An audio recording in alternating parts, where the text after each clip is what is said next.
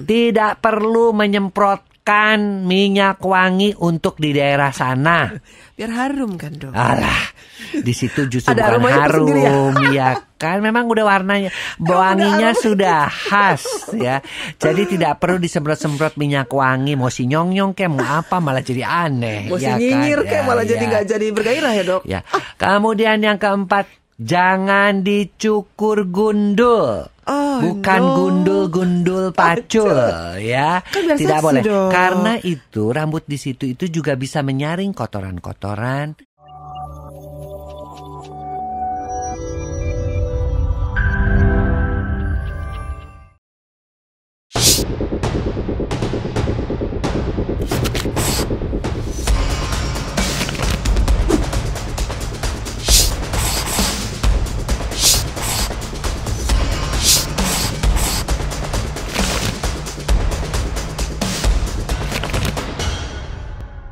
Gimana sih, Dok, caranya merawat Miss V ini dengan baik dan benar? Pertanyaan Ada bagus Miss-nya nih. ya. Iya.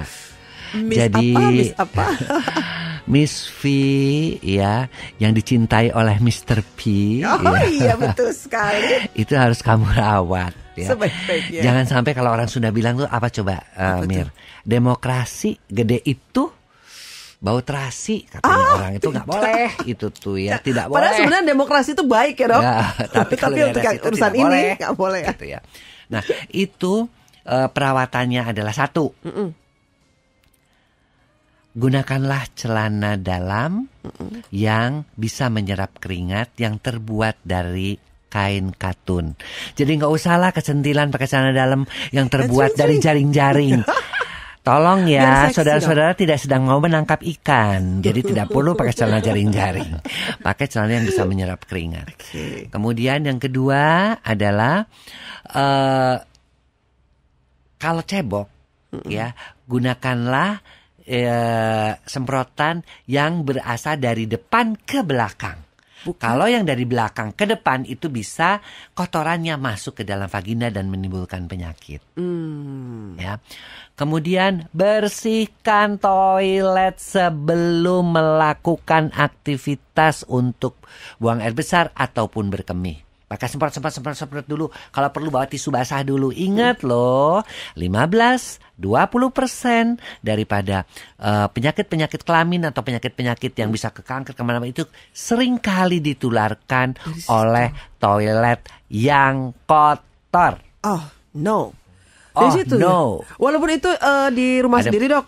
Di rumah sendiri pun kita nggak tahu kalau rumah toilet tamu dan sebagainya. Pokoknya menjadi kebiasaan punya tisu basah atau tisu ini bersihkan dulu. Kalau dikasih antiseptik, alhamdulillah itu lebih bagus lagi. Sama aja kayak kita mau cuci tangan, mau makan, mau apa mesti cuci tangan dulu.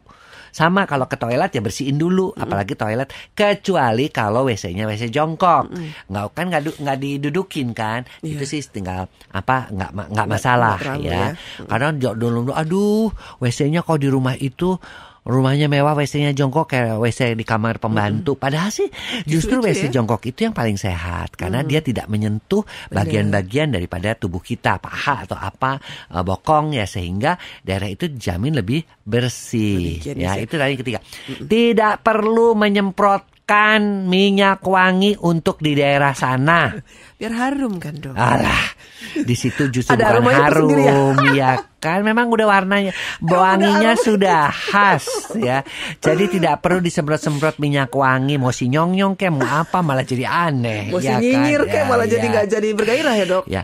Kemudian yang keempat, jangan dicukur gundul. Bukan gundul-gundul pacul ya. Kan tidak seksi, boleh. Dok. Karena itu rambut di situ itu juga bisa menyaring kotoran-kotoran yang dari udara ataupun apa yang mau masuk ke situ. Tersaring dulu tuh sebelum masuk ke vagina tuh, sehingga bisa lebih bersih.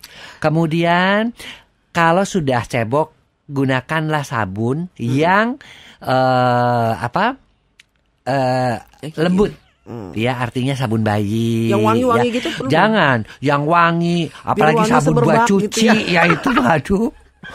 Pakai pewangi lagi. Cap tangan zaman dulu. Kan ada dong kayak gitu. Sekalian nyuci, sekalian aku juga cuci di daerah situ. kayak gitu.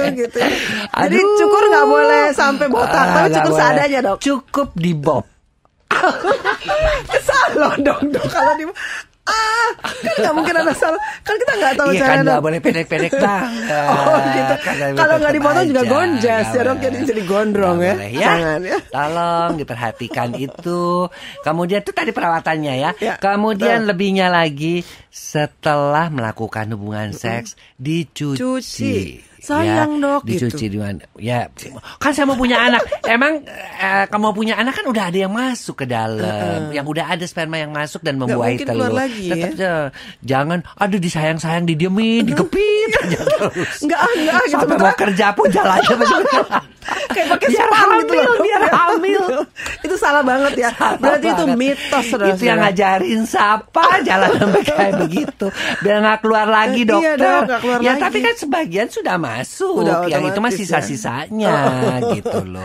Jadi jangan terpercaya dengan mitos-mitos ya. Kemudian juga hal yang lain adalah dalam perawatan organ reproduksi tersebut, kalau menggunakan celana, kalau tidur celana dalam yang ketat, lepas. Gunakan rok, daster, itu bagus. Kalau perlu tidak bercelana nggak apa-apa. Kalau tidak pakai celana dalam jangan, nanti ada kecoa masuk. Aduh, itu salah juga. Kalau salah, jadi ada yang tetap tidur pakai celana, tapi celana. jangan yang jaring-jaring, jangan yang ketat, yang katun, yang kemudian katun. pakai daster yang sehingga anginnya masih ada, jadi dia kering ya. Kalau yang pakai ketat-ketat itu justru bisa lecet di daerah selangkangannya. Kalau saya suka pakai warna hitam, jadi semuanya hitam gitu, nggak apa ya dok?